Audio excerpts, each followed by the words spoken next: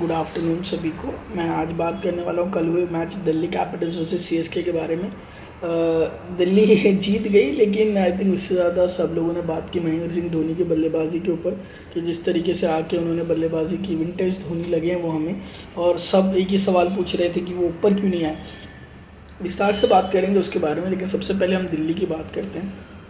Last video में मैंने बोला था आपसे कि दिल्ली को पृथ्वी शॉ से ओपन कराना चाहिए, और इस मैच आई थिंक मेरे अलावा बहुत लोगों ने भी कहा था कि पृथ्वी शॉ क्यों ओपन नहीं कर रहे हैं दिल्ली के लिए, क्योंकि मिचेल मार्श और पृथ्वी शॉ सेम टाइप के खिलाड़ी हैं। वो आपको हमेशा से ही एक एग्रेसिव स्टार्ट देते हैं, और एग्रेसिव स्टार्ट के साथ आप एसोसिएट नहीं करेंगे कि हर मैच में वो आपको रन बनाए। इवन मैं नहीं कहूँगा कि मिचेल मार्श हर मैच में आपको रन बना के देंगे, no chance. Same goes to Prithvi Shaw. मैं कहूँगा पृथ्वी शॉ भी आपको हर मैच में रन बना के नहीं देने वाले हैं, but the type of start वो देंगे, या तो किसी मैच में वो आपको 70-80 रन आराम से बनवा देंगे 30-40 गेंदों में, और नहीं तो एक अच्छा ब्रिस्क स्टार्ट तो दोनों लोग दे ही सकते थे। ब्रिस्क स्टार्ट तो दोनों ही दे सकते हैं। और पृथ्वी शॉ भी अगर आपको बड़े रन नहीं देंगे तो 10 में 20, 12 बॉल 25 ये रन तो वो बनाते हैं। तो आई थिंक एक उनके आने से एक मिडल ऑर्डर, मिचेल मार्श के मिडल ऑर्डर, फिर उससे मिचेल मार्श मिडल ऑर्डर में चले गए, और मिचेल मार्श के मिडल ऑर्डर में आते ही एक जो दिल्ली की बैटिंग है वो अलग ही लगी।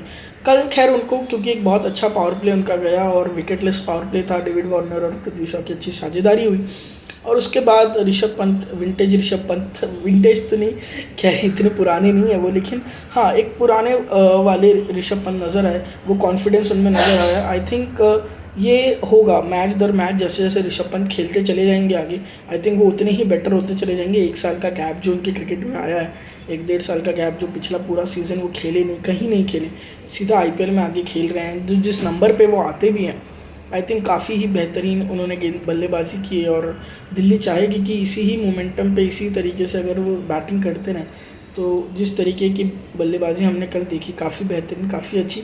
Even though 2 wickets, I think 2 wicket जब पथिराना ने लिए भी, उसके बाद भी आप देखें तो इतनी बल्लेबाजी थी कि वो टोटल पोस्ट कर सकते थे। 190 के ऊपर वाला टोटल तब भी पोस्ट किया गया दिल्ली से, तो ये बताता है कि उनकी बैटिंग तो है उनके पास। इस जस्ट कि वो अगर थोड़ी सी स्टेबिलिटी और हर एक इंडिविजुअल अगर अपना रोल प्ले करने की तरफ देखें तो बहुत बेहतरीन और उनकी बल्लेबाजी हो सकती है, और अच्छे स्कोर्स उनसे हम एक्सपेक्ट कर सकते हैं कि हर मैच में आए तो एक अच्छा 170-180 जो अबव पार जो टोटल है वो दिल्ली बनाए। सेकेंडली, मैंने आई थिंक पिछले वीडियो में बात की थी कि कोई प्लान नहीं था डीसी के पास जब वो राजस्थान के खिलाफ, जब उनका मैच हुआ, ऐसा नहीं था कि उनका मैच ख़राब, मतलब वो पूरा ही मैच उनका ख़राब था। काफ़ी हद तक दिल्ली अच्छे पोजीशन में थी उस मैच में, पर क्योंकि कोई प्लान नहीं था तो रियान पराग ने आखिरी ओवर में 20 रन मारे, और जो एक टारगेट आई थिंक वही भी 170 का उनको मिलना चाहिए था, माफ़ कीजिएगा, जो 170 से कम का टारगेट उनको मिलना चाहिए था वो 170 से ऊपर का टारगेट उनको मिला। और जिस तरीके की बल्लेबाजी फिर रियान पराग ने की, आई थिंक मैं लास्ट वीडियो में मैंने उनके बारे में बात भी की थी, बट दिल्ली के पास कोई प्लान नज़र नहीं आया। आज अगर आप देखेंगे जो आज का मैच था, एक प्रॉपर सटीक प्लान था उनके गेंदबाजों के पास। उन्हें पता था 15 ओवर के बाद ही मैं मुकेश कुमार को इंट्रोड्यूस कराऊंगा, उन्होंने 14-15 ओवर के बाद मुकेश कुमार को इंट्रोड्यूस कराया। बहुत सिंपल प्लान था, वाइड यॉर्कर्स डालेंगे, पॉइंट को पीछे रखा था। इवन आखिरी के 2 ओवर्स में आप देखें तो 5 फील्डर क्रीज के अंदर थे, फिर भी उनकी गेंदबाजी ऐसा लगा नहीं कि हाँ ठीक है कि अब बहुत रन पड़ जाएंगे। कुछ रन नहीं पड़े। रन जब पड़े भी तो मैच डन एंड डस्टेड हो चुका था, वो जीत चुके थे ऑलमोस्ट। और तो ये बताता है कि जो प्लानिंग की कमी लास्ट मैच में थी वो इस मैच में जितनी ही बखूबी से, आई थिंक कैप्टनसी में कहूँगा, रिकी पॉन्टिंग भी हमने देखा डगआउट से काफ़ी चीज़ें इंस्ट्रक्ट कर रहे थे, and exceptional spell by Khalil Ahmed. Obviously मैं उसके बारे में भी बात करूँगा, बट डेथ बॉलिंग में इसलिए बात करना चाहता हूँ क्योंकि लास्ट मैच जो उन्होंने खोया वो खोया डेथ बॉलिंग में, क्योंकि स्टार्ट तो उनको वहाँ भी अच्छा मिला था। जायसवाल का विकेट मुकेश कुमार ने जल्दी ले लिया था, जॉस बटलर भी कम रन पे आउट हो गए थे, और संजू सैमसन भी जल्दी आउट हो गए थे, तो विकेट तो वहाँ भी टॉप 3 उनको मिल गई थी, लेकिन जो मिडिल फेज़ और जो लास्ट का फेज़ वो उन्होंने खो दिया था वहाँ पे। तो उसी तरीके से आज के मैच में भी आप देखें तो स्टार्ट तो आज का स्टार्ट तो और भी फिनोमिनल था। जिस तरीके का स्कोर वो चेस कर रहे थे, सचिन रविंद्र को जिस तरीके, Khalil Ahmed I think up the front काफ़ी अच्छा बॉल उन्हें स्विंग करा, और Ishant Sharma I think veteran है, उन्होंने जिस तरीके के वो गेंदबाज हैं, आई थिंक वो फिनोमिनल है, वो एक्सेप्शनल गेंदबाज है।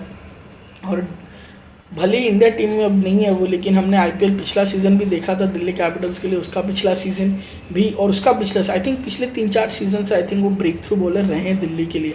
काफ़ी डेथ में भी उन्होंने काफ़ी अच्छी गेंदबाजी की और अब द फ्रंट भी वो गेंद को स्विंग अभी भी कराना जानते हैं। और कल जो अमाउंट ऑफ स्विंग भी मिला दोनों गेंदबाज को, आई थिंक वो बहुत ही बेहतरीन स्विंग था और उसका पूरा पूरा फ़ायदा उन्होंने उठाया।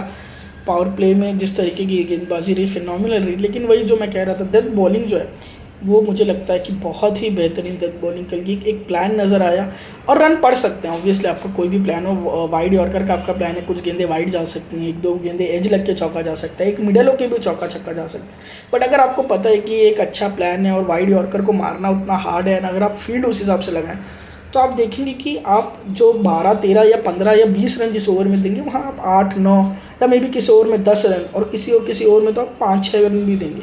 तो ये जो चीज़ है कि आपका प्लान, एक प्लान प्लस एग्जीक्यूशन, अगर जब जब दोनों चीज़ें एक साथ होती हैं तो आप देखते हैं कि गेंदबाजी कितनी बेहतरीन हो जाती है। और कल आई थिंक दिल्ली बहुत इम्प्रेस्ड हुआ हूँ मैं। अगर आप जाके राजस्थान का मैच देखेंगे और अगर आप वहाँ के डेथ बॉलिंग देखेंगे और कल की मैच की डेथ बॉलिंग देखेंगे, आपको ज़मीन आसमान का फ़र्क नज़र आएगा।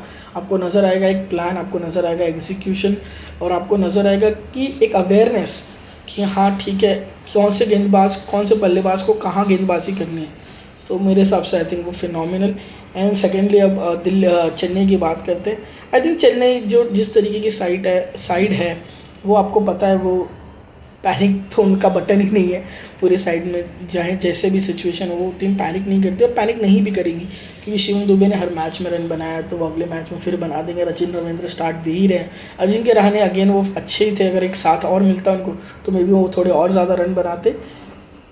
और गायकवाड भी फिनोमिनली रहे हैं। जो प्रॉब्लम आई थिंक यहाँ पे कल के मैच में मैं कहूँगा वो थी जडेजा की हिटिंग। आई थिंक अभी भी on pressure situations Jadeja phenomenal रहे चेन्नई के लिए। जब भी मैचेस ऐसे सिचुएशंस पे आए हैं, मैचेस जहाँ पे आपको मैच लेके जाना है, मतलब उन सिचुएशंस में जडेजा की बल्लेबाजी अच्छी रही है नो डाउट। बट जिन मैचेस में उनको एक्चुअली में जहाँ उन्हें ज़्यादा रन बनाने हो वहाँ पे जडेजा की बैटिंग उस तरीके से अभी तक मुझे नहीं दिखी है चेन्नई में। थोड़ा ज़्यादा क्रिटिकली आप लोग को लगेगा कि मैं उनके ऊपर क्वेश्चंस कर रहा हूँ, बट अब देखें कि कल के मैच में उन्होंने 3-3, 4-4 फुल टॉसेस जो आई थिंक छक्के जा सकते थे, उन्होंने एक भी फुल टॉस पे छक्का नहीं मारा, जो कि काफ़ी शॉकिंग था मेरे लिए। क्योंकि फिर एक मोमेंट पे लगता है कि बल्लेबाज ट्राई नहीं कर रहे। ऑब्वियसली वो ट्राई कर रहे थे, ऐसा नहीं है कि उन्होंने ट्राई नहीं किया, बट अगर आप वही 1-2 छक्के जडेजा भी मारते हैं, 17 बॉल में 21 आप नहीं बना सकते हो। जब आपको 30 गेंदों में 80 से ऊपर रन चाहिए तो आप 17 गेंदों में उस वक्त तो 21 रन नहीं बना सकते। आप 17 में एटलीस्ट मिनिमम आपको 30 से 35 रन तो बनाने ही चाहिए। 30 रन भी बनाते, आई थिंक कुछ एक्स्ट्रा रन अगर वो बनाते, 10, 15, 20 रन एक्स्ट्रा मारते, 3 छक्के वो एक्स्ट्रा मारते, तो मे बी आप नहीं जानते मैच का स्कोर क्या होता। क्योंकि जिस तरीके की बल्लेबाजी धोनी ने की, आप धोनी जी की आपने बल्लेबाजी देखे, I think phenomenal vintage Dhoni आप कह लीजिए। आई थिंक जो अच्छी बात ये लगी कि उन्होंने देखा कि ठीक है इस कंडीशन थोड़ी हार्ड है, रन शायद नहीं बन सकते, let's give it everything you know. और लगा नहीं यार 150 की गेंदबाजी करते हैं आंद्रे नोकिया, और जिस हिसाब से उन्होंने उनको छक्के मारे हैं, कवर्स के ऊपर से जो छक्का उन्होंने खलील अहमद को मारा है, seems like he is ready to go. I think Chennai खाली गलती करेगा अगर उन्हें वो नीचे रखेंगे, तो मुझे लगता है उन्हें ऊपर आना चाहिए। जिस तरीके से 2018-2019 में वो ऊपर आते थे 5 नंबर या 6 नंबर पे जब वो आते थे बल्लेबाजी करने, और जिस तरीके से वहाँ पे उन्होंने मैचेस जिताए, आई थिंक धोनी को अभी भी मैं तो कहूँगा 6 नंबर पे आना चाहिए, रन बने ना बने, क्योंकि थोड़ा सा टाइम अगर वो लें तो फिर उनसे ज़्यादा डिस्ट्रैक्शन कोई कर नहीं सकता दैट में। और उनके साथ अगर कोई हिटर मारने वाला हो तो फिर तो उसके बाद तो कहना ही क्या। आई थिंक 8 नंबर पे आए हैं वो 6 नंबर पे आए हैं अगर शिवम दुबे के बाद, और उसके बाद समीर रिजवी, रविंद्र जडेजा, तो एक क्वेश्चन भी होगा। उसके बाद दीपक चहर भी बल्लेबाजी करते हैं, तो एक क्वेश्चन भी होगा उनके पास कि हाँ 3 बैट्समैन हैं। खैर धोनी कभी प्रेशर तो लेते नहीं, बट ये जो चीज़ है वो उनके साथ रहेगी। एंड देन उसके बाद हम देखेंगे कि एक अलग ही लेवल पे आई थिंक चेन्नई की बल्लेबाजी होगी, क्योंकि चेजिंग में अभी भी चेन्नई को हराना आई फील बहुत डिफिकल्ट है। जितनी डेप्थ उनकी बैटिंग में है, और जिस तरीके की बल्लेबाजी वो उनमें है, और जिस जिस जिस तरह का एक्सपीरियंस मैं कहूँगा और उनमें है प्रेशर सिचुएशंस को हैंडल करने का, कभी भी आप चेन्नई चेस करते हो आप ये नहीं कहेंगे कि गेम के बाहर हो गया। आपको पता है 20 रन 24 रन भी अगर आखिरी ओवर में चाहिए तो आप out and down and out नहीं बोलते हैं उन्हें, आपको पता है कि हो सकता है, मैनेजेबल है, कभी भी टोटल दूर नहीं लगता है। तो आई फील अगेन कि बहुत ही बेहतरीन बल्लेबाजी महेंद्र सिंह धोनी जी की तरफ से।